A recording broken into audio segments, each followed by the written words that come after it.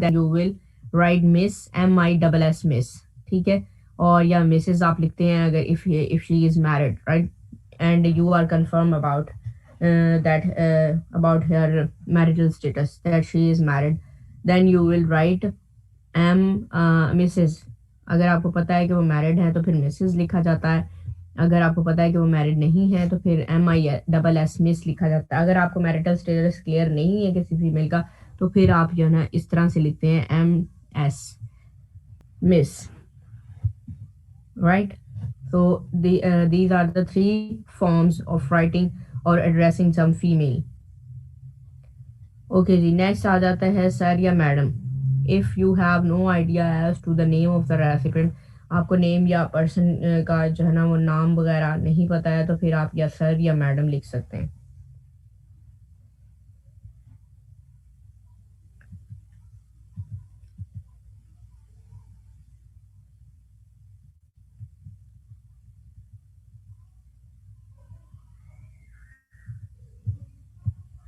Okay, next आ जाता है बॉडी मैटर। हमने इनसाइड एड्रेस लिख लिया, डेट लिख ली सबसे ऊपर, उसके बाद इनसाइड एड्रेस या लेटर एड्रेस लिख लिया, then we have written the subject of the letter and that will be in upper case and underlined. Then after the subject we will write salutations or greetings, sir or madam, and then there will be the body matter of the letter, and body matter will be consist on 3 to 4 paragraphs.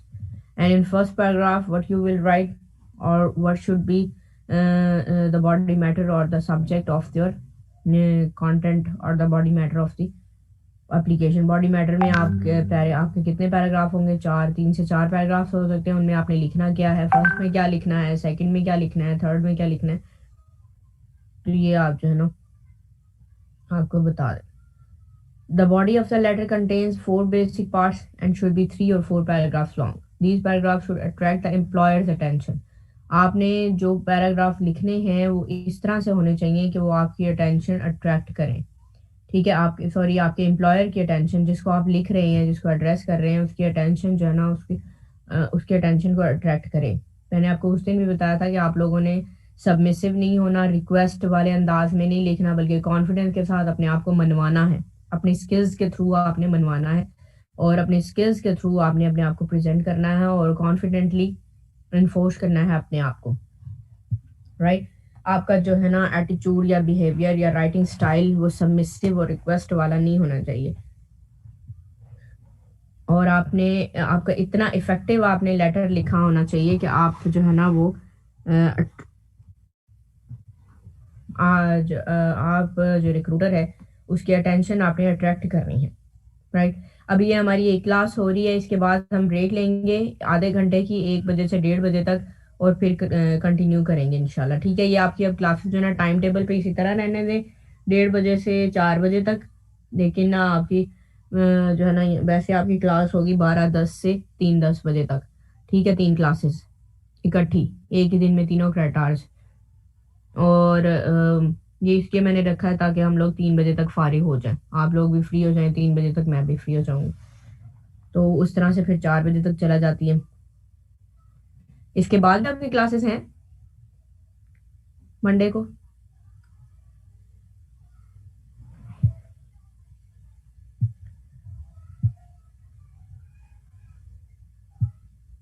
Yes class, इसके बाद हैं आपकी classes? No ma'am. No ma'am. Okay, तो इसलिए मैंने रखा है कि 1 से 1:30 बजे की हम आधे घंटे की प्रेयर ब्रेक रख लेते हैं, उसमें आप लंच भी कर सकते हैं, नमाज पढ़ के 1:30 बजे हम दोबारा कंटिन्यू करेंगे। थोड़ा सा जो है ना वो रेस्ट भी हो जाता है, क्योंकि वरना जो है ना एक ही जो आप जब हम पढ़ते हैं तो फिर मोनोटोनस सी आ जाती है और बॉर्डम होती है। तो इस तरह ज़रा आप रिफ़्रेश होके, मैं भी रिफ़्रेश होके दोबारा से हम कंटिन्यू कर सकते हैं और हम 3 बजे तक फारिग भी हो जाएंगे।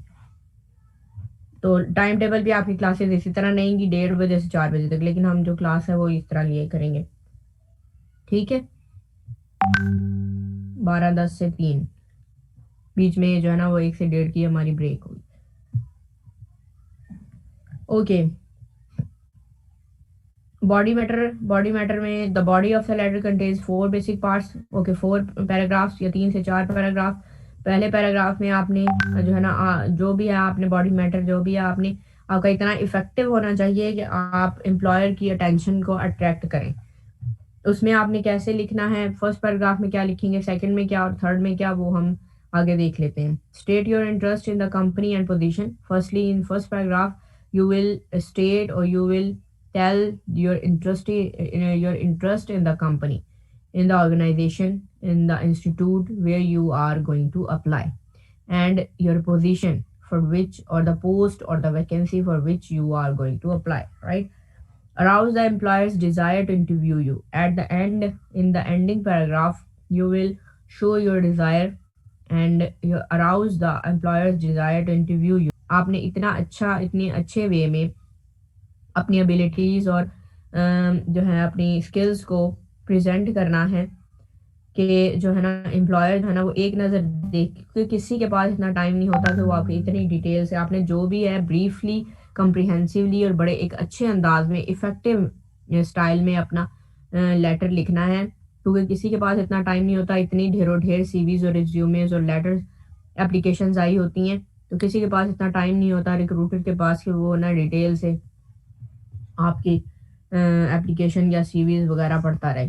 तो आपका एप्लीकेशन इतनी इफेक्टिव और इतना सीवी रिज्यूमे इतना इफेक्टिव होना चाहिए कि फर्स्ट लुक में ही जो है ना वो रिक्रूटर जो है ना उसको देखते ही या उसको एक नज़र देखे, थोड़ा बहुत भी पढ़े, तो आपको जो है ना वो इंटरव्यू के लिए कॉल कर लें। ये इंटरव्यू के लिए आपको उसकी डिज़ायर हो कि वो आपको इंटरव्यू के लिए कॉल करे। And request that the employer take action in the form of an interview. और आपने खुद भी जो है ना एट द एंडिंग पैराग्राफ में खुद भी एम्प्लॉयर के साथ जो है ना वो रिक्वेस्ट करनी है या उसको इंटरव्यू के लिए डिज़ायर शो करनी है कि वो आपका इंटरव्यू के लिए आपको किसी भी वक्त जो भी उसको कन्वीनियंट हो उस पर आपको इंटरव्यू के लिए बुला लें।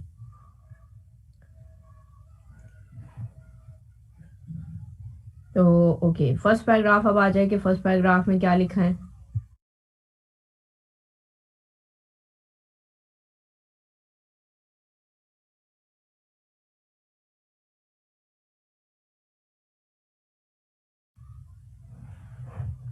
ओके, फर्स्ट पैराग्राफ में क्या होना है, identify the purpose of the letter, why you are writing. आपने सबसे पहले तो देखना है फर्स्ट लेटर में कि आप क्यों लिख रहे हैं, किस पोस्ट के लिए लिख रहे हैं। ठीक है, identify the purpose of the letter, why you are applying, why you are writing. So in the first sentence we have already discussed during the class that in the first sentence you will write that for which purpose, for what purpose you are writing, means to say you will mention the post, the vacancy for which or on what you are applying. Then be specific, tell the reader how you learned about a job. In the first sentence, firstly you will mention about the post, the vacancy, on what or for what you are applying. Then secondly you will also mention your source, that from which source you have got about that job or that vacancy. आपको किस source से पता चला, आपने किसी newspaper में किसी add में देखा, वो न्यूज़पेपर का नाम मेंशन करेंगे, उस डेट को मेंशन करेंगे जिस डेट पे वो एडवर्टाइज किया गया न्यूज़पेपर में, राइट। अगर किसी और सोर्स से किसी वेबसाइट से पता चला तो वो मेंशन करेंगे, अगर किसी फैमिली फ्रेंड से पता चला तो उसका नाम मेंशन करेंगे। Means to say you have to give the reference of that or source from which you have learned about the job. Tell the employer what job you want. In response, ये examples देखें जरा। In response to the advertised position in the Dawn on July 12, please consider my resume in your research for an office assistant. अब यहाँ पे उसने mention किया हुआ है कि एडवर्टाइज पोजीशन जो है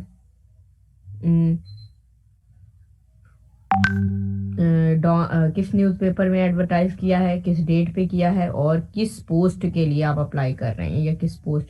consider my resume in your search for an office assistant की जॉब के लिए अप्लाई किया जा रहा है। तो एक सेंटेंस में उसने दोनों चीज़ें बता दी। इसी तरह से नेक्स्ट देखें, I was pleased to hear from Mohammad Haziq that you will soon have a vacancy for a marketing assistance.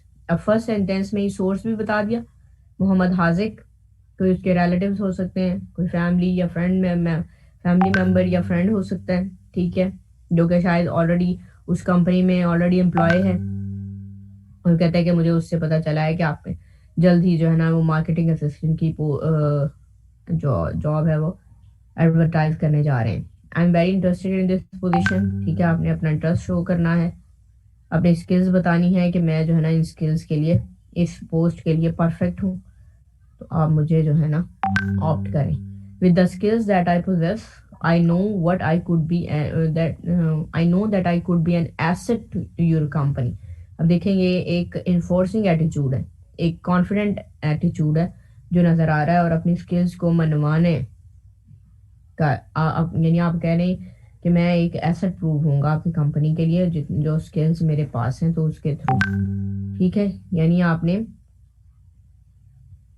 Request नहीं करनी कि मुझे बहुत ज़रूरत है इस जॉब की, प्लीज़ मुझे ये जॉब दे दें। कुछ जो स्टूडेंट्स हैं ना, जब एप्लीकेशन लिखते हैं तो इस तरह की वर्डिंग यूज़ करते हैं, तो ऐसी वर्डिंग यूज़ नहीं करनी आपने, सबमिसिव नहीं होना बल्कि कॉन्फिडेंट होना है।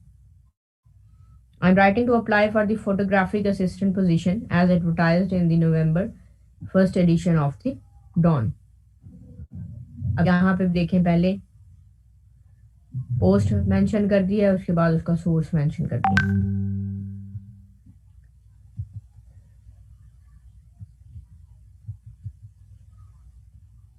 देन आ जाए जी सेकेंड पैराग्राफ, नहीं फर्स्ट पैराग्राफ में अगर कोई आपके पास रेफरेंस है, ठीक है, referrals and leads from friends and family members, networking are the best way to learn about a job. तो किसी भी जॉब के बारे में जानने के लिए आपके जो रेफरल्स हैं या लीड्स हैं, यानी फ्रेंड्स या फैमिली मेंबर्स हैं, तो वो बेस्ट है कि आपको किसी किसी रेफरल से आपको किसी जॉब या फ्रेंड्स या फैमिली मेंबर से जॉब के बारे में पता चले, और फिर आप उसका रेफरेंस भी दें, क्योंकि कुछ जो एम्प्लॉयर्स हैं ना, जब आप एम्प्लॉय करने जा रहे हैं, अप्लाई करने जा रहे हैं, तो वो रेफरेंस भी डिमांड करते हैं कि आप रेफरेंस दें कि किसके रेफरेंस से आए हैं, ठीक है। तो अगर आपके पास कोई रेफरेंस हो तो वो ज़्यादा इफेक्टिव हो सकता है आपको जॉब अर्न करने में, क्योंकि वो कह सकते हैं कि ये बंदा जी, ये शख्स जो है ना, I know I trust that person and I know this person that is very reliable and that is very competent person, right. तो आपका एक रेफरेंस भी बन जाता है कि हाँ ये शख्स तो जो है ना कोई पहले से उस कंपनी में एम्प्लॉय है, पहले से जानता है, तो वो आपका रेफरेंस दे सकता है कि हाँ मैं इस शख्स को जानता हूँ, ट्रस्टेबल है, रिलायबल है और बहुत हार्ड वर्किंग है, लेबोरियस है, तो कॉम्पिटेंट पर्सन है, तो आप इसको जो है ना रख लें, या आप इसको जो है ना वो जॉब ऑफर कर सकते हैं। तो अगर आपके पास रेफरेंस हो, कुछ लोग रेफरेंस जो है ना वो डिमांड करते हैं स्पेशली प्राइवेट लेवल पे, तो अगर आपको आपके पास रेफरेंस है तो बहुत और भी इफेक्टिव हो जाएगा। Most employers enjoy getting referrals. They trust the recommendation of a valued employee or friend who states that you would be a good employee। यानी कोई पहले ही आपके कोई फैमिली मेम्बर्स में से या कोई फ्रेंड में से कोई पहले ही आपके जो है ना वो जॉब कर रहा है, एम्प्लॉय है किसी कंपनी या ऑर्गेनाइजेशन में, तो जो है ना वो आपके लिए रेकमेंड कर सकता है अपने बॉस को या जो भी रिक्रूटर है, तो that will be well and good for you to get a good job, right? For example, देखें, Mr. XYZ, a programmer in the systems programming department, suggested that I contact you regarding an opening you may soon have for a marketing training। तो अब ये जो है ना reference दिया गया है कि एक ये शख्स हैं, उनका नाम मेंशन किया गया है, प्रोग्रामर है प्रोग्रामिंग डिपार्टमेंट में, उन्होंने सजेस्ट किया कि आपकी मार्केटिंग ट्रेनिंग की जो है ना आपको ज़रूरत है, तो जल्द ही आप उसके लिए अनाउंस करेंगे या ऐड देंगे।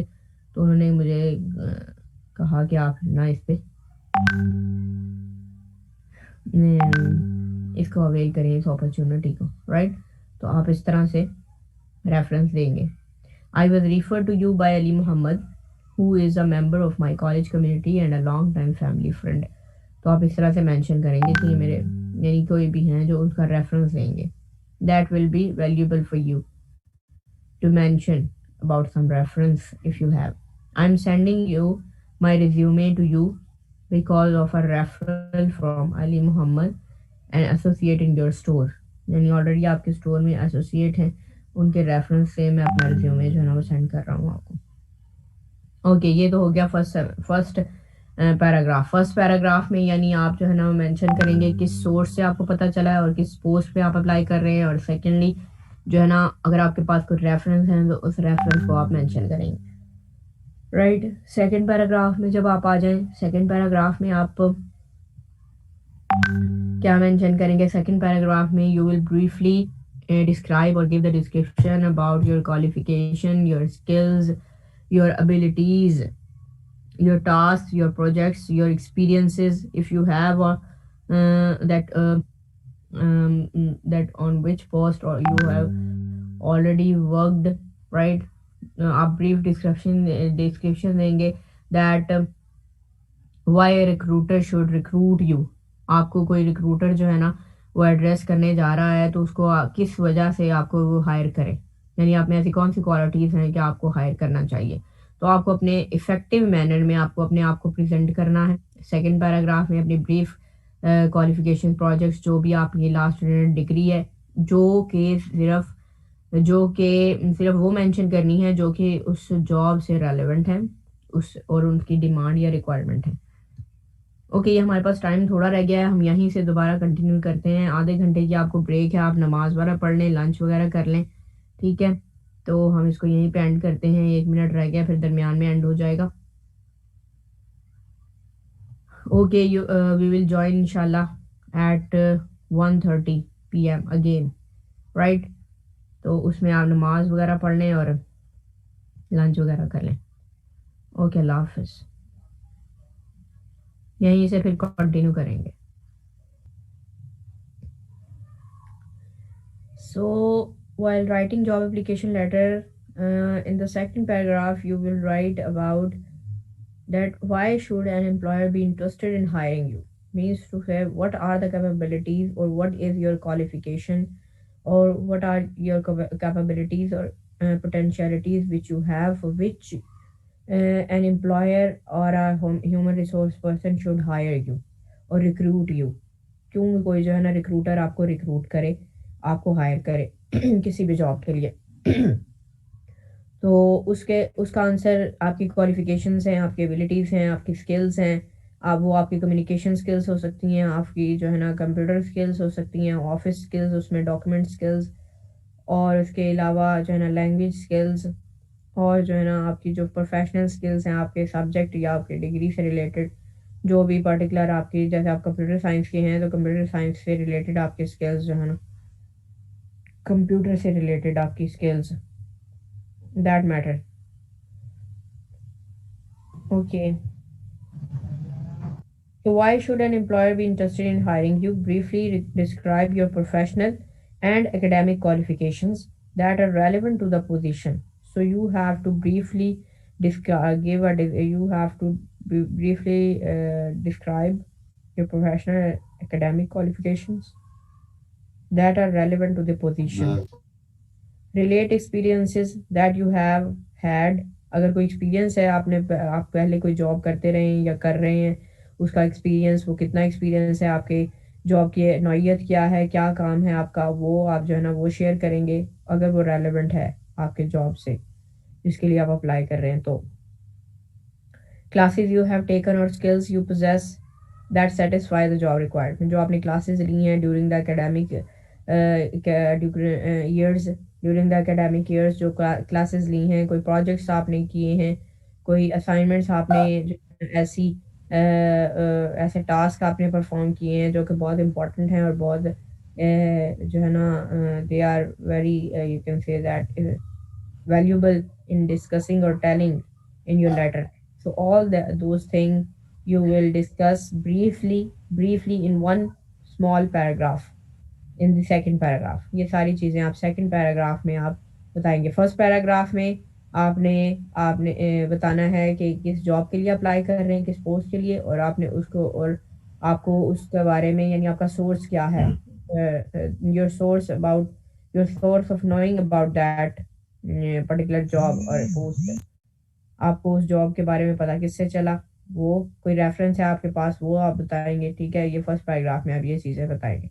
सेकंड पैराग्राफ में आप अपनी क्वालिफिकेशंस, अपनी स्किल्स, अपनी प्रोफेशनल एकेडमिक स्किल्स और क्वालिफिकेशंस और एक्सपीरियंस के बारे में बात करेंगे।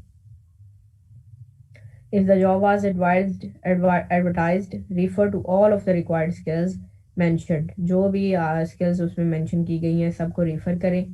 वो आपके पास skills हैं भी तो उनको भी refer करें, और इसके अलावा कोई आपके पास जो आपके उससे relevant कोई skills हैं वो भी आप mention कर सकते हैं, लेकिन relevant हो। For example देखें, as my resume indicates, I am active in theatre in high school and had important roles in two plays. My school activities include being a member of both forensics and student government. With these experiences, I can offer you excellent communication and interpersonal skills. यानी आपकी कोई ऐसी job है जो communication जिसमें बहुत important है, या टीम वर्क जिसमें बहुत इंपॉर्टेंट है, तो आप इस तरह की चीज़ें भी मेंशन कर सकते हैं कि आप जो है ना वो स्कूल या कॉलेज के दौरान जो है ना, हाई स्कूल या कॉलेज के दौरान थिएटर में या आपने ड्रामाज प्ले किए हैं कोई, तो उसमें आप एक्टिवली प्ले जो है ना स्टेज पे भी आप अपेयर होते रहे हैं। यानी आप यानी लीडरशिप क्वालिटीज़ भी आपने, टीम वर्क, जाहिर है कि जो भी थिएटर वगैरह है वो एक टीम वर्क है, ठीक है। टीम के बगैर आप मिलजुल के नहीं उसके बगैर नहीं परफॉर्म कर सकते। तो ये आपकी कम्युनिकेशन स्किल्स को, इंटरपर्सनल स्किल्स को, टीम वर्क को शो करता है, ये दूसरों के साथ मिलकर काम करने को शो करता है। तो ये आप जो है ना इसको भी मेंशन कर सकते हैं। इसके अलावा कोई आप सेक्रेटरी रहे हैं, कोई और आपकी एक्स्ट्रा एक्टिविटीज़ हैं जो कि उससे रेलेवेंट है और आपकी स्किल्स को शो करती हैं, वो आप मेंशन कर सकते हैं। With these experiences I can offer you excellent communication and interpersonal skills during the school. Interpersonal skills यानी दूसरों के साथ मिलजुल कर काम करना, लीड करना, और जो है कम्युनिकेट करना, प्रेपरेशंस करना किसी भी इवेंट के लिए, और इसके अलावा डिबेट्स हो सकती हैं या कोई भी और एक्टिविटीज़ हो सकती हैं जिसमें आप पार्टिसिपेट करते रहें जो कि रेलेवेंट हो। During the school year I maintain a 3.0 average and work 10 hours per week. My technical skills, ये आपके कोई प्रोजेक्ट है आपने लिया पर वीक, उसमें कितने आप कितना घंटे काम करते रहे हैं, आपकी एवरेज क्या रही है, वो आप मेंशन करेंगे। जो आपकी लास्ट अटेंडेड डिग्री है जो कि रेलेवेंट भी है, जिस पोस्ट के लिए आप अप्लाई कर रहे हैं उसमें आपकी क्या एवरेज क्या रही, क्या सीजीपी क्या रही, ग्रेड्स क्या हैं, वो आपने ब्रीफली मेंशन करना है थोड़ा सा। माई टेक्निकल स्किल्स इंक्लूड फेमिलियर, अब टेक्निकल स्किल्स जो कि प्रोफेशनल स्किल्स हैं, ठीक है। ये स्किल्स जो हैं वो कम्युनिकेशन से रिलेटेड जो कि कहीं पे भी बहुत ज़रूरी होती हैं, ठीक है। और team work skills, interpersonal skills आ गई। फिर ये आपकी जो है ना एकेडमिक क्वालिफिकेशन आ गई। फिर जो है ना ये टेक्निकल प्रोफेशनल स्किल्स आ गई। तो my technical skills include familiarity with Windows, Microsoft Office applications and Google documents. अब ये टेक्निकल या प्रोफेशनल स्किल्स हैं।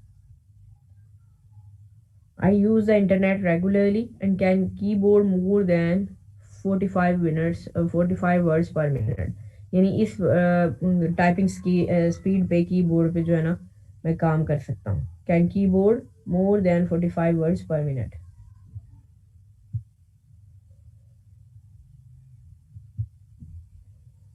Right. Okay, that was about second paragraph.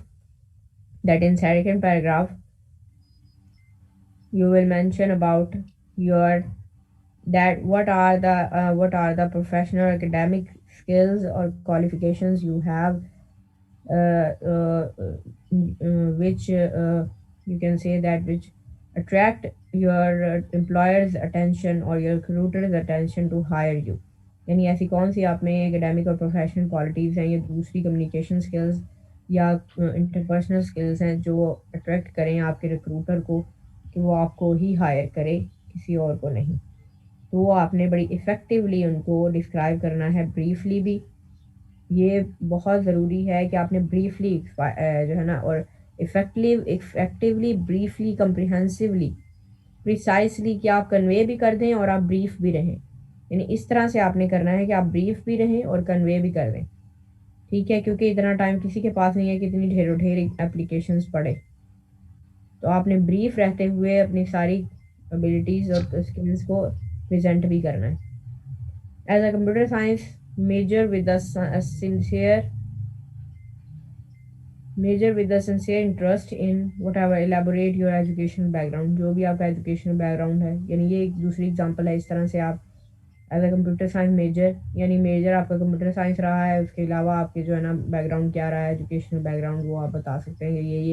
ये सब्जेक्ट्स भी आपने पढ़े हैं, ये असाइनमेंट्स या प्रोजेक्ट्स भी किए हैं during the academic years.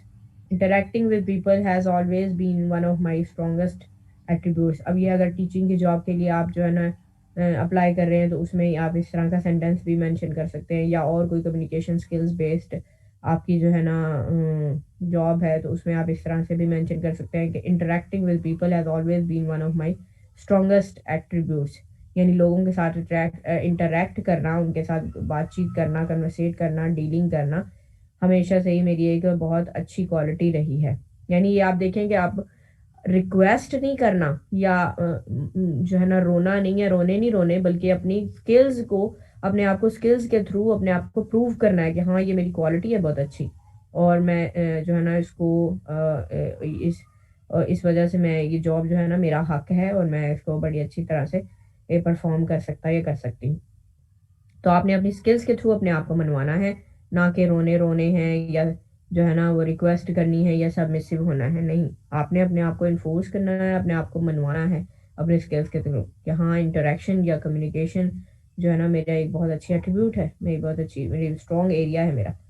During my last summer job I coordinated, ये अब एक्सपीरियंस मेंशन हो रहा है, ठीक है, एक्सपीरियंस भी मैं बता, यानी आपका कोई एक्सपीरियंस है तो वो आप मेंशन करेंगे, वो आप देंगे। During my last summer job I coordinated, state your work experience, अब एक्सपीरियंस आप मेंशन करेंगे, ठीक है, यानी आपने अपनी क्वालिफिकेशंस बतानी है और अपना एक्सपीरियंस भी बताना है कि आपने कोई इंटर्नशिप दी है, वो किस इंस्टीट्यूट में दी है, वो आप डिटेल्स जो है ना वो आप रिज्यूमे में देंगे।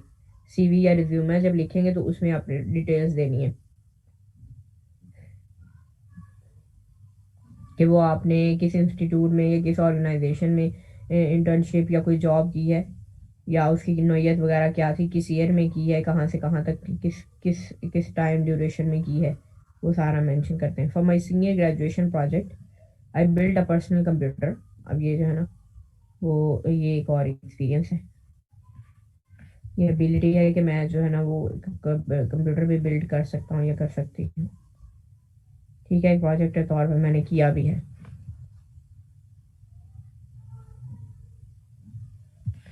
ओके जी, नेक्स्ट देखिए थर्ड पैराग्राफ में आप क्या लिखेंगे। ये तो हो गया फर्स्ट पैराग्राफ और सेकंड पैराग्राफ। तो फर्स्ट पैराग्राफ में पोस्ट मेंशन करेंगे, सोर्स मेंशन करेंगे, और कोई रेफरेंस है तो वो मेंशन करेंगे, ठीक है। सेकंड पैराग्राफ में आपकी एकेडमिक और प्रोफेशनल स्किल्स और एबिलिटीज़ आ जाएंगी, क्वालिफिकेशंस आ जाएंगी, आपके स्किल्स आ जाएंगी, कम्युनिकेशन और इंटरपर्सनल स्किल्स आ जाएंगी, टीम वर्क आ जाएगा, लीडरशिप क्वालिटीज़ हैं आप में वो आ जाएंगी, उसको आप कैसे प्रेजेंट करते हैं, किसके थ्रू आप बताएंगे कि आप जो है ना वो लीड करते रहे हैं। अगर जैसे क्लास रिप्रेजेंटेटिव्स हैं तो वो मेंशन कर सकते हैं आप इसमें कि जो है ना वो क्लास रिप्रेजेंटेटिव रहे हैं, लीड करते रहे हैं क्लास को, या और इसके अलावा सेक्रेटरी है, किसी क्लब को आपने ज्वाइन किया हुआ है, जैसे यूनिवर्सिटी में डिफरेंट क्लब्स हैं, नात एंड क्रात क्लब है, ठीक है, मीडिया क्लब है, ड्रामा क्लब, मीडिया क्लब है, ड्रामा क्लब है, उसके अलावा डिबेटिंग क्लब है। तो ये डिफरेंट क्लब्स हैं, उनको आप ज्वाइन कर सकते हैं, और उसमें को करिकुलर एक्टिविटीज़ जो है बहुत आपकी स्किल्स को और निखारती हैं वो, तो इस तरह फिर आप वो मेंशन भी कर सकते हैं। जो आगे है ना ये चीज़ें जो आपने एकेडमिक ईयर्स के दौरान की होती हैं, वो आपके फिर जॉब अर्निंग में बहुत हेल्पफुल होती हैं। ओके जी, don't say that you are training to be an airline, to be an airline pilot. अच्छा, अगर आप यानी जो है ना थर्ड पैराग्राफ पे आपने एम्फोसाइज करना है, और थर्ड पैराग्राफ में आपने क्या लिखना है कि आपने अपने आप को प्रूव करना है और अपनी स्किल्स के बारे में बताना है, और ये बताना है कि आपके क्या एम्स क्या हैं। जब आप किसी ऑर्गेनाइजेशन या कंपनी में अप्लाई कर रहे हैं, तो उस कंपनी के लिए आपके क्या एम्स हैं, आपके ऑब्जेक्टिव क्या हैं, आप किस तरह उनको उस कंपनी या ऑर्गेनाइजेशन को ऊपर लेके जा सकते हैं, किस तरह उसको इम्प्रूव कर सकते हैं। अगर वो मार्केटिंग की जॉब है तो आप किस तरह से मज़ीद आप मुनाफा जो है ना किसी कंपनी को मुनाफा दे सकते हैं, किस बिजनेस कितना बिजनेस आप ला सकते हैं और किस तरह से ला सकते हैं। इसी तरह से किसी भी कंपनी या ऑर्गेनाइजेशन में जिसमें आप काम कर रहे हैं या इंस्टीट्यूट में, तो उसके लिए आप बेनिफिशियल कैसे हो सकते हैं, आपके क्या गोल्स हैं, आपके करियर गोल्स क्या हैं, आपके क्या ऑब्जेक्टिव्स हैं। How you can be beneficial or you can be a good candidate for your company or your organization, or the post on which you are going to be applied, you are going to be employed. For example, if you are applying for sales position, or outline a relevant career goal. For example, if you are applying for sales position, तो अगर आप sales की position पे apply जो है ना आपको apply कर रहे हैं और आप सेल्स पोजीशन पे आपको एम्प्लॉय किया जा रहा है, तो डेफिनेटली कि आप मार्केटिंग के लिए इट मीन्स कि you have to get the business for your company, you have to get the profit for your company. आपने अपनी अपनी कंपनी को ज़्यादा से ज़्यादा प्रॉफिट देना है, ज़्यादा से ज़्यादा बिजनेस देना है। तो आप किस तरह से, आपके करियर गोल्स क्या, आप क्या अचीव करना चाहते हैं और किस तरह से आप करेंगे। Do not say that you are training to be an airline pilot. तो अगर मार्केटिंग की जॉब है, सेल्स पोजीशन के लिए आप अप्लाई कर रहे हैं, तो आप एयरलाइन पायलट का एक्सपीरियंस मत बयान करें वहाँ पे, क्योंकि दैट इज़ नॉट रेलिवेंट, वो रेलिवेंट नहीं है और वो आपके लिए जो है ना वो पॉजिटिव की बजाय नेगेटिव इम्पैक्ट देगा।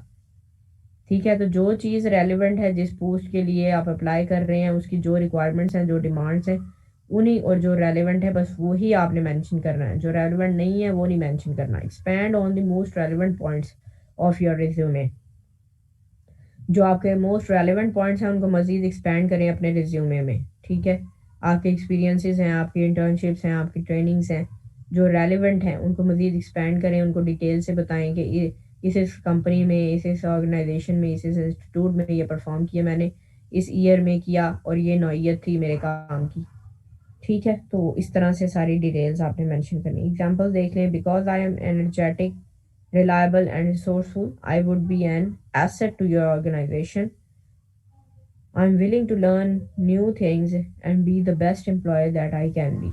यानी अब यहाँ पे ये जो है ना रोने नहीं रो रहा है, सबमिसिव नहीं हो रहा है, बल्कि बता रहे हैं कि मैं एनर्जेटिक हूँ, बहुत हार्ड वर्किंग हूँ, लेबोरियस हूँ, रिलायबल हूँ, ट्रस्टेबल हूँ, ठीक है, रिसोर्सफुल हूँ, मेरे पास बहुत सारे रिसोर्सेज हैं और बहुत सारी एबिलिटीज़ हैं। I would be an asset to your organisation.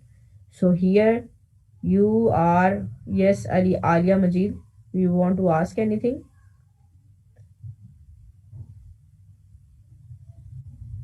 Yes, Alia, आपने हैंड रेज किया था, कुछ पूछना है?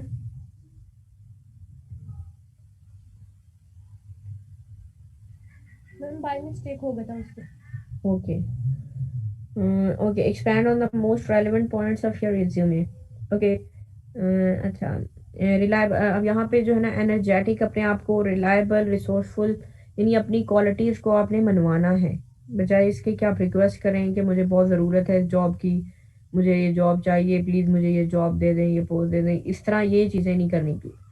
स्टूडेंट्स जो है ना जो लिखते हैं तो वो इस तरह से करते हैं, लेकिन आपने जो है ना इस तरह की वर्डिंग्स यूज़ नहीं करनी। आपने टू दी पॉइंट रहते हुए अपनी एबिलिटीज़ को मार्केट करना है, अपनी क्वालिटीज़ को, अपनी एकेडमिक और प्रोफेशनल स्किल्स को, और अपने आप को मनवाना है और कहना है कि मैं एक एसेट, आपकी ऑर्गेनाइजेशन के लिए एक एसेट प्रूव हो सकता या हो सकती हूँ। ठीक है, मैं आपके लिए बहुत बेनिफिशियल हो सकती हूँ या हो सकता हूँ।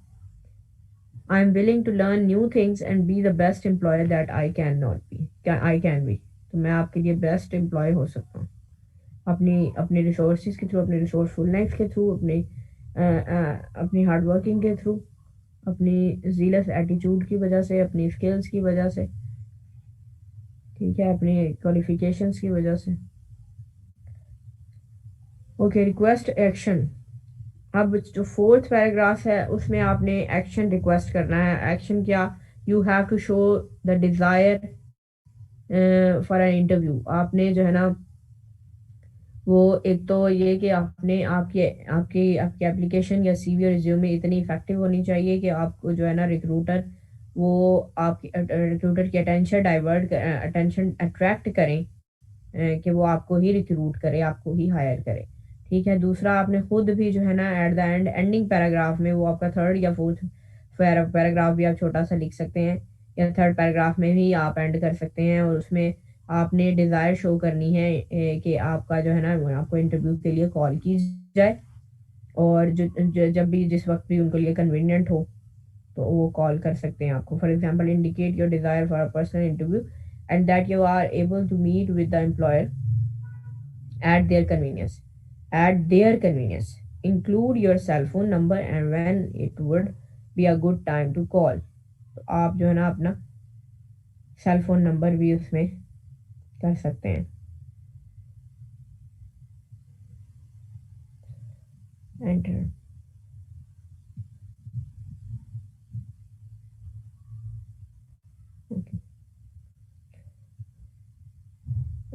Some advertisements ask you to include salary requirements. कुछ जो है ना एडवर्टीजमेंट्स में या जब आप इंटरव्यू के लिए जब आपको कॉल की जाती है तो उसमें भी आपसे जो है ना आपकी सैलरी रिक्वायरमेंट्स भी पूछी जाती हैं कि आप कितनी सैलरी लेंगे या आपकी क्या रेंज है. तो इसका बेहतर है कि आप इस क्वेश्चन को इग्नोर कर दें, गोलमोल कर दें, ठीक है, स्किप कर लें. और हत्ता कि वो आपको, यानी यहाँ तक कि वो आपको खुद जो है ना वो ऑफ़र करें कि आप इतनी सैलरी है आपके लिए ठीक है, या आप क्या कहते हैं, ठीक है ना, क्योंकि आपको तो अंदाज़ा नहीं कि आप किस पोस्ट के लिए क्या सैलरी आपके लिए सूटेबल रहेगी. तो बजाय इसके कि आप खुद बताएं, बेहतर ये है कि उन्हें उन्हें बताने दें कि हाँ, कि ये जो है ना इतनी सैलरी हम आपको देंगे, ये आपके लिए सूटेबल है, या आप इतनी लेना चाहेंगे, या इससे ज़्यादा या इससे कम. ठीक है, कम तो नहीं, खैर कम पे तो ज़ाहिर है नहीं मानेंगे, ज़्यादा के लिए ही पूछा जाएगा. Some advertisements ask you to include salary requirements. You can choose to ignore this. So you can either wait until the interview to talk about money and mention a broad salary range. यानी आप अगर add में आपसे पूछा गया है तो आप जो है ना वो जॉब एप्लीकेशन में इसको मेंशन ना करें, एप्लीकेशन लेटर में. इंटरव्यू का वेट करें, और इंटरव्यू में अगर आपसे पूछा जाए तो आपको एक फिर आप जो है ना वो उसको डिस्कस कर सकते हैं कि ब्रॉड सैलरी रेंज को मेंशन कर सकते हैं. ठीक है, ओके जी. फोर्थ पैराग्राफ में, यानी फर्स्ट पैराग्राफ में आपने पर्पस मेंशन करना है, पर्पस यानी किस पोस्ट पे आप अप्लाई कर रहे हैं, और सोर्स मेंशन करना है कि आपको कहाँ से पता चला. उसके अलावा आपके पास कोई रेफरेंस है तो वो आप दे सकते हैं. सेकेंड पैराग्राफ में आपकी एकेडमिक और प्रोफेशनल स्किल्स, आपकी प्रोफेशनल क्वालिफिकेशंस, आपकी कम्युनिकेशन या इंटरपर्सनल स्किल्स या कोई भी स्किल्स जो है जो रेलिवेंट हैं, ठीक है, आपकी प्रोफेशनल स्किल्स भी उसमें आ जाएंगी.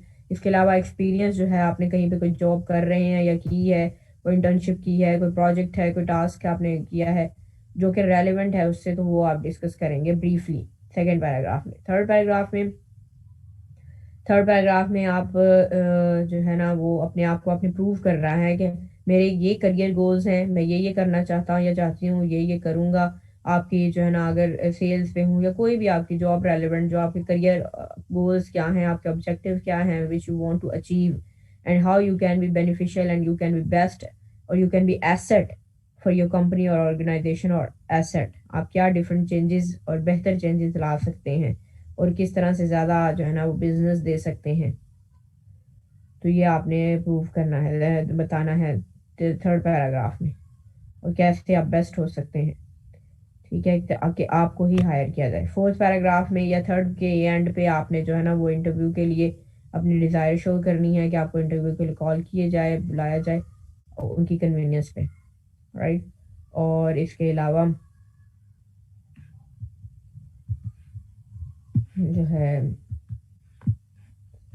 अपना कॉन्टैक्ट नंबर आप शेयर कर सकते हैं. सैलरी के लिए अगर पूछा जाए तो उसको इग्नोर कर दें, इंटरव्यू के लिए को वेट करें, और इंटरव्यू में जब आपसे पूछा जाए तो फिर आप जो है ना अपनी रेंज वगैरह दे सकते हैं. एग्जाम्पल्स देखने, you can reach me on my cell phone any day after 4 PM. This is one style that you can tell me, you can tell them that how they can contact you, वो आपसे किस तरह contact कर सकते हैं. ठीक है, उसके लिए जो है ना वो आप बता सकते हैं कि और किन टाइमिंग्स पे आप अवेलेबल हैं, कि जैसे इसने यहाँ पे मेंशन किया कि 4 PM के बाद किसी भी दिन आप जो है ना वो अवेलेबल हैं, आपको इंटरव्यू के लिए कॉल की जा सकती है सेल फोन के through. Email is also a great way to contact me as I check it daily. I look forward to hearing from you soon. Thank you for your time and consideration. यानी email के through भी किया जा सकता है, और फिर and पे ये जो सेंटेंस है ना, ये आप चाहे एंड पे अलग से पैराग्राफ एंड कर दिया है तो अलग से एक लाइन भी लिख सकते हैं। ये आपने ज़रूर मेंशन करना है, for I I look forward to hearing from you soon. Thank you for your time and consideration, ये इस तरह से है ना एंड करेंगे आप। या इस तरह से हो सकता है, I hope that my qualifications are of interest to you and that an interview might be arranged at your convenience. जब भी आपको कन्वीनियंट हो तो आप अरेंज कर सकते हैं। आई कैन बी रीच्ड एट, यानी ये कॉन्टेक्ट नंबर जो है ना वो दिया, और a message can be left on my cell phone. I look forward to meeting you. Right, यानी आपने ये ज़रूर ये सेंटेंस ज़रूर दिखाना है, लिखना है, ताकि जो शो करता है कि आप जो है ना वेट कर रहे हैं रिस्पॉन्स का, और रिस्पॉन्स आपको दिया जाए इंटरव्यू की फॉर्म में, इंटरव्यू कॉल की फॉर्म में।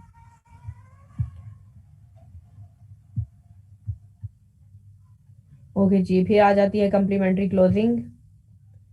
कम्प्लीमेंट्री क्लोजिंग और क्लोजिंग द लेटर।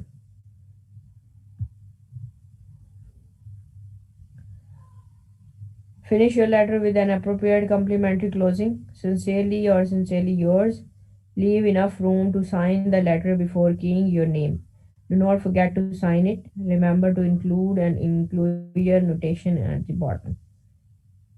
राइट, आपने कम्प्लीमेंट्री क्लोजिंग जो है ना वो अब हम आ गए हैं कम्प्लीमेंट्री क्लोजिंग पे, यानी ending of the application letter. उसमें आपने जो है ना वो सिंसियरली योर्स, योर्स सिंसियरली, और ट्रूली योर्स, ट्रूली योर्स, और ट्रूली जस्ट। तो ये आप इस तरह से भी एंड कर सकते हैं। आजकल जो है ट्रेंड्स चेंज भी हो रहे हैं, ज़रूरी नहीं है कि इन क्लोजिंग कम्प्लीमेंट्री क्लोजेस को जो है ना वो मेंशन किया जाए या लिखा जाए। जस्ट आप जो है ना अपने स्पेस छोड़नी है अपने सिग्नेचर्स के लिए। ये भी हो सकता है, आपकी मर्जी है, आप ये लिख भी सकते हैं, ना भी लिखें तो फिर आप स्पेस छोड़ेंगे अपने सिग्नेचर्स के लिए। उसके फिर बाद नीचे नाम लिखेंगे, क्योंकि सिग्नेचर जो है ना वो नाम के ऊपर होते हैं हमेशा। नाम के ऊपर नाम लिखा जाता है, नाम के ऊपर सिग्नेचर किए जाते हैं। इसलिए सिग्नेचर की स्पेस छोड़ के नीचे आपने अपना नाम लिखना है। कंपोज जब करेंगे आप लेटर, नाम लिख के अपना जो है ना, अगर आप कहीं पे जॉब कर रहे हैं तो अपना पोस्ट, अपनी डेजिग्नेशन वगैरह मेंशन करेंगे। ठीक है, फिर आप अपना एड्रेस लिखेंगे और अपना कॉन्टेक्ट नंबर भी लिख सकते हैं उसमें। जिस तरह से इनसाइड एड्रेस लिखा है उसी तरह से आप अपनी कॉम्प्लीमेंट्री क्लोजिंग में अपना एड्रेस भी लिखेंगे। Right, so leave enough room means space, leave enough space to sign the letter before keying your name। अपना नाम लिखने से पहले स्पेस छोड़नी है आपने अपने सिग्नेचर्स के लिए। Do not forget to sign it. Remember to include an enclosure notation at the bottom. तो आपने जो है ना एंड पे जाके बॉटम पे आपने नोटेशन बनानी होती है, इंक्लोजर नोटेशन बनानी है। उसमें जो है ना इनक्लोजर आपने लिख के, इनक्लोजर कॉलन डाल के 1 2 3 या बुलेट्स बना के आपने लिखना होता है कि ये चीज़ें मैंने अटैच की हैं। सीवी, एप्लीकेशन लेटर, अगर प्रिस्क्राइब्ड एप्लीकेशन, अगर कवर लेटर लिखा है आपने तो फिर प्रिस्क्राइब्ड एप्लीकेशन फॉर्म भी आ जाएगा उसमें। फिर जो है आपकी सीवी या रिज्यूमे जो भी है, सीवी अटैच की है आपने, कौन कौन से सर्टिफिकेट्स अटैच किए हैं, वो सारे आप जो है ना इस तरह लिस्ट बना देंगे बॉटम पे, आखिर पे। तो वो आप इस बना के उसको कहते हैं इनक्लोजर नोटेशन, कि जो जो चीज़ें आपने इनक्लोज की हैं साथ उनको भी आप मेंशन करेंगे। क्लियर? ओके जी, that was about letter of application. इस फॉर्मेट को आपने फॉलो नहीं करना, ये गलती से जो है ना सेंड हो गया है। मैं दूसरी फाइल थी वो मुझे मिल नहीं रही है, वो मैं आपको सेंड कर दूंगी। उसमें cover letter, job application letter का जो है ना फॉर्मेट मैंने बनाया था, वो पता नहीं अब मैं ये विंडो वगैरह करवाने के चक्कर में डाटा जो है ना मेरा इधर उधर हो गया। तो मैं सर्च करती हूँ, अदरवाइज आप लोगों को बना के देनी पड़ेगी दोबारा से। इसको फॉलो नहीं करना आपने, ये वाली देख लीजिएगा।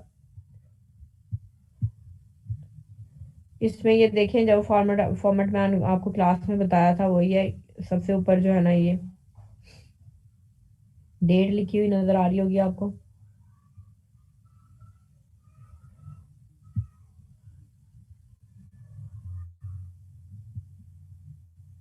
सबसे ऊपर पहले ये डेट नज़र आ रही है at the right top corner of the page, right. लेकिन डेट आपने इस फॉर्मेट में नहीं लिख रही, जो फॉर्मेट आपको मैंने बताया था ना, उन्हीं में से दो फॉर्मेट में आपने लिखनी है, ये इस फॉर्मेट में नहीं लिखनी डेट। उसके बाद जो है ना, left top corner in the next line you will give the letter address और इनसाइड एड्रेस। उसके बाद सब्जेक्ट, फिर सैल्यूटेशंस या ग्रीटिंग्स आ गई। फिर आपका फर्स्ट पैराग्राफ, उसमें आपने मेंशन करना है कि आपने जो है ना कि आपका क्या सोर्स है। ठीक है, थ्रू रिलायबल सोर्स यहाँ पे तो लिखा हुआ है ना, थ्रू रिलायबल सोर्स, लेकिन आप ये आपके लिए वैसे स्पेसिमन है तो इसलिए यहाँ पे रिलायबल सोर्स लिखा है, लेकिन आपने सोर्स मेंशन करना है। वो कोई पर्सन भी हो सकता है, वो किसी न्यूज़पेपर में ऐड भी हो सकता है, वो कोई वेबसाइट भी हो सकती है। ठीक है, जो भी सोर्स है वो आपने मेंशन करना है। और पोस्ट लेक्चरर जैसे यहाँ पे मेंशन की हुई है वो मेंशन करनी है। और बाकी आप जो है ना बस यहीं पे इसको फर्स्ट पैराग्राफ को एंड कर दें, एक दो चीज़ें लिख के, दो तीन सेंटेंसेस, कोई जो है ना आपका रेफरेंस है आपके पास वो मेंशन कर दें। फिर सेकंड पैराग्राफ बनाएं। सेकंड पैराग्राफ में आपने जो है ना अपनी क्वालिफिकेशंस, एकेडमिक क्वालिफिकेशंस वगैरह। Yes Mahnoor, you raise your hand. Ma'am आपने उस दिन क्लास में हमें डिफरेंस बताया था जॉब एप्लीकेशन लेटर और कवर लेटर का, वो दोबारा बता दें। जॉब एप्लीकेशन लेटर जो है ना वो मैंने आपको बताया था कि जॉब एप्लीकेशन लेटर जो है ना वो आपने प्लेन पेपर पे एप्लीकेशन पूरी इस तरह से लिखनी है जैसे आपको नजर आ रही है। ठीक है, वो यानी 3 से 4 पैराग्राफ की होगी जो हमने अब तक डिस्कस की है। कवर लेटर जो है ना वो जस्ट एक पैराग्राफ का होता है। उसमें जो है ना जब यानी अगर आपको ऐड दिया गया है और उसमें प्रिस्क्राइब्ड एप्लीकेशन फॉर्म जो है ना, वो कंपनी, ऑर्गेनाइजेशन या इंस्टीट्यूट की तरफ से प्रिस्क्राइब्ड एप्लीकेशन फॉर्म दिया गया है जिसे आपने फिल करना है। ठीक है, तो वो एप्लीकेशन तो वो आपकी हो जाएगी उसके साथ, लेकिन आपने उससे पहले एक कवरिंग लगानी होती है, कवर लेटर लिख के। उसको कवर लेटर कहते हैं, जो एक पैराग्राफ का ही होगा, छोटा सा एक पैराग्राफ लिखना है जिसमें आपने रिफर करना है उस एप्लीकेशन को। बाकी सारी डिटेल तो आपसे उसमें एप्लीकेशन में पूछी जाती हैं जो आपने फिल करनी होती हैं। तो जस्ट आपने एक ब्रीफ सा जो है ना, जैसे आप एक ब्रीफ सा इंट्रोडक्शन देंगे, वो एक ही पैराग्राफ में आपने थोड़ा सा सोर्स बता देना है अपना, और थोड़ी सी एकेडमिक और जो है ना प्रोफेशनल स्किल्स को ब्रीफली बस मेंशन कर देना है। बस ये चीज़ें आपने जो है ना उसमें कवर लेटर में मेंशन करनी है, वो एक पैराग्राफ में आपने कर देनी है। बाकी इसी तरह से सारा फॉर्मेट यही होगा, क्लोजिंग कर देनी है। उसका थोड़ा सा फॉर्मेट चेंज होता है, वो मुझे थोड़ा सा ना कंफ्यूज हो रही हूँ मैं कि कवर लेटर का फॉर्मेट है या जॉब एप्लीकेशन का लेटर का। उसमें ये होता है कि यहाँ पे डेट जो है ना, ये डेट आप पहले नहीं मेंशन करते, उसमें जो लिखने वाला है ना, जो एप्लीकेंट है यानी जो अप्लाई कर रहा है, there comes the address of the applicant, right ऊपर टॉप राइट कॉर्नर में, टॉप राइट कॉर्नर में जो एप्लीकेंट है उसका एड्रेस आता है पहले, यानी वो अपना नाम लिखेगा फिर अपना एड्रेस लिखेगा। अगर डेजिग्नेशन वगैरह है कहीं पे जॉब कर रहा है तो पहले नाम लिख के अपनी पोस्ट लिखेंगे और फिर अपना एड्रेस लिखेंगे, जिस तरह के ये इनसाइड एड्रेस में जिसको आपने सेंडर, जिसको आपने जो आपके रेसिपिएंट हैं जिसको आपने भेजना है उसका लिखा हुआ है। इसी तरह यहाँ पे, उसमें यहाँ पे ये मुझे कंफ्यूजन है कि वो जॉब एप्लीकेशन लेटर में है या कवर लेटर में है। थोड़ा सा इनमें बस ये थोड़ा सा फॉर्मेट का डिफरेंस है कि वो एक पैराग्राफ का होगा, और इनमें दोनों में से एक में जो है ना, यहाँ पे आपने जो सेंडर होता है या एप्लीकेंट होता है उसने अपना नाम, अपनी पोस्ट अगर वो कहीं पे जॉब कर रहा है, वरना सिर्फ एड्रेस, नाम के बाद एड्रेस आ जाएगा, और फिर उसके नीचे डेट, डेट उसके नीचे फिर डेट आप लिखेंगे इस तरह से डेट।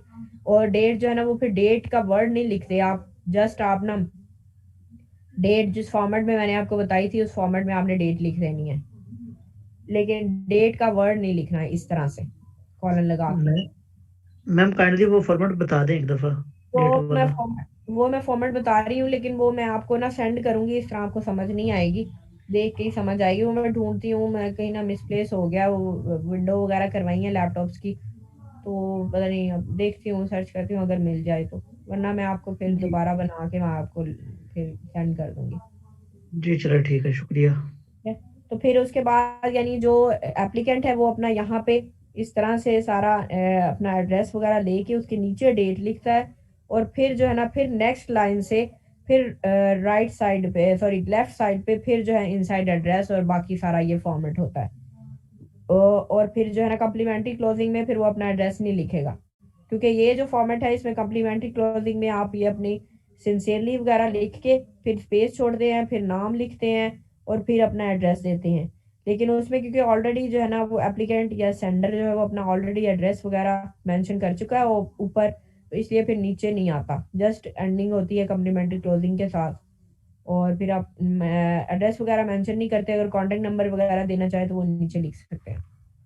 ठीक है, और ये आप देखिए कि ये जो है ना उसमें साइड वही रहेगी जिस साइड पे आपने इनसाइड एड्रेस लिखा है, लेकिन उसमें हाँ ठीक है, वो मैं आपको फॉर्मेट ढूंढती हूँ सेंड कर दूंगी वो। ठीक है, तो ये डिफरेंस है कवर लेटर और जॉब एप्लीकेशन लेटर में। एप्लीकेशन लेटर आपने पूरी फुल फ्लैज आपने, क्योंकि यही आपकी एप्लीकेशन है, इसमें आपने सारी चीज़ें जो है ना ब्रीफली 3 से 4 पैराग्राफ में मेंशन करनी होती है, लिखनी होती है, डिस्क्रिप्शन देनी होती है। लेकिन कवर लेटर में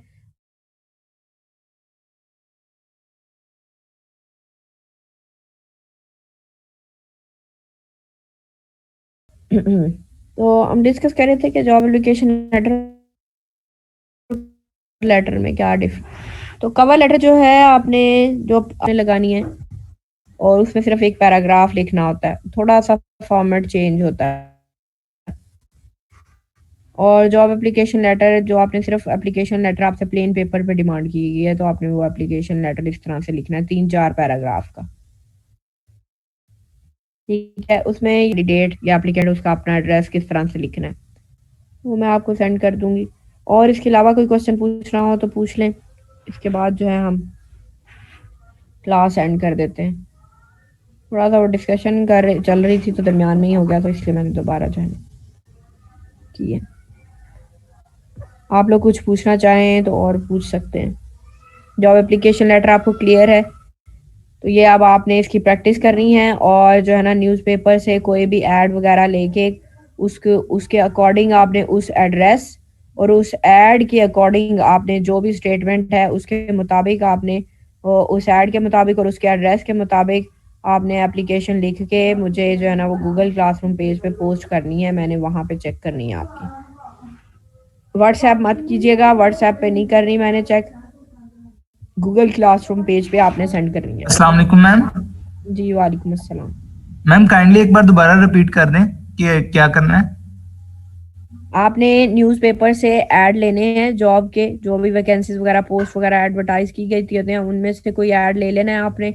ठीक है, और उस ऐड के मुताबिक और उस एड्रेस के मुताबिक जो उस पर दिया गया